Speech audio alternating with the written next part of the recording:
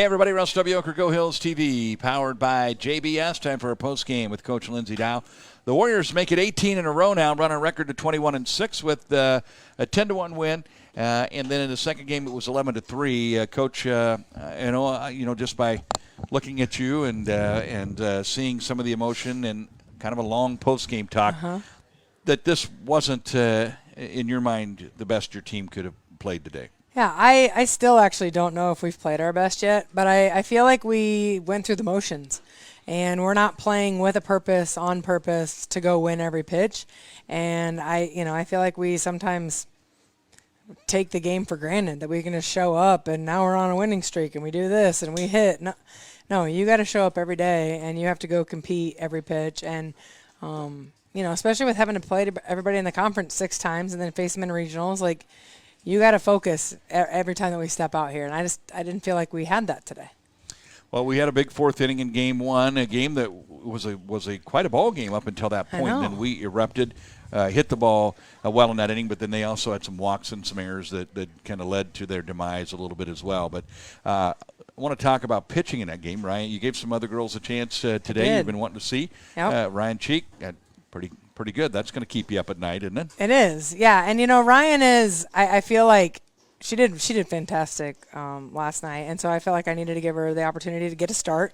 And she's one of those kids that doesn't always hit her spot, but her ball is doing something, and so she was effective. She got herself in a couple situations there, but we were able to get her out of it. And once she kind of got rolling, she settled in and did a nice job. All right, then in the second game, you had Van Isle and Margot. Maybe, she struggled a little bit with control. Your thoughts on what you saw from her today? We threw a lot of pitches. I felt like we were getting really deep in some counts, and I was trying to, let her work through it a little bit, but I also wanted to see what Emma could do.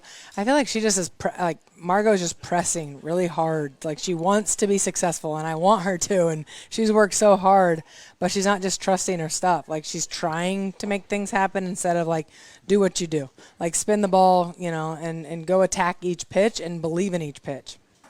With Yana Roberts still, I know, you're being cautious there. Alex Beard gets the chance to be the DP in the first game. She's been hitting the ball really well this year, and I don't think she let you down. No, Al is a great kid, too. She has worked so hard to get that swing in the way she wants it to be, and she still, gets herself out of whack sometimes, but she's quick to make adjustments now and keep her barrel through the ball a long time. So sometimes it doesn't always look as pretty, but she barrels the ball up and stays through it, and she'll dribble one up through the middle and that kind of stuff. So she's doing a fantastic job. Destiny Lewis, danger herself. In that second game today, Brett was talking a lot in the first game and stuff, that even though she's having a lot of success at the plate, still maybe not barreling it up. The second game, that was a little more what we're looking for. Yeah. She was barreling it up in game 2 today.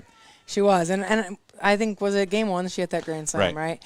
And I called that timeout, and I said, you're not even seeing the ball. Like, you're just up here free swinging, and you're out of control, and you're clear out on your front side. And, so I talked to her about what her focal point was going to be and those kinds of things. And when she tracks a ball, she's locked in, she's tough. You know what I mean? Like, she just has great hand-eye coordination. She has great barrel to the ball.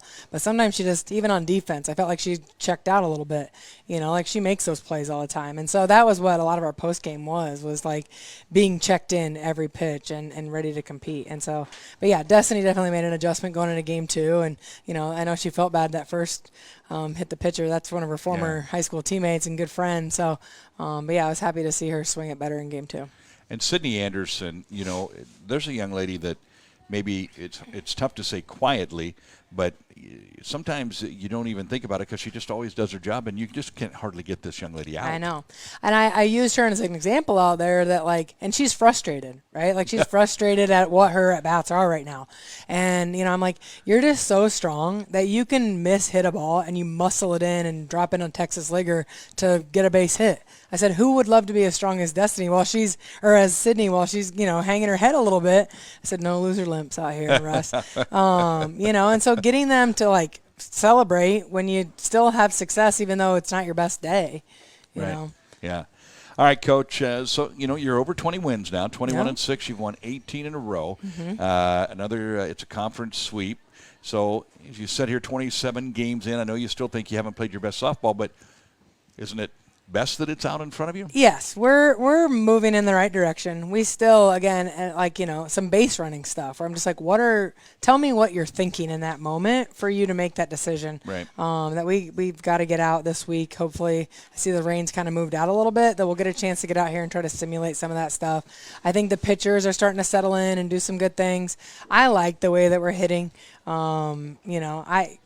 I'm greedy, that I like to score a lot of runs, and I want everybody to put a good barrel on a ball every time, and I know that you're going to hit a ball.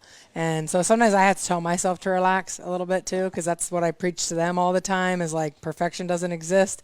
But we are in a really good place. It's April 2nd.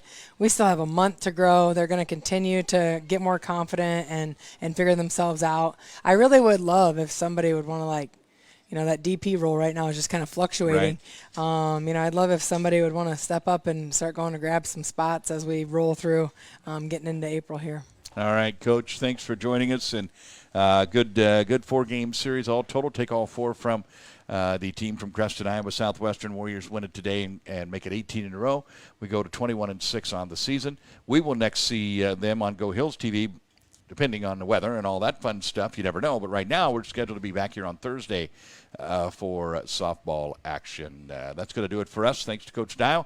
And thank you for tuning in all weekend long here on Warrior Softball on Go Hills TV. We're powered by JBS.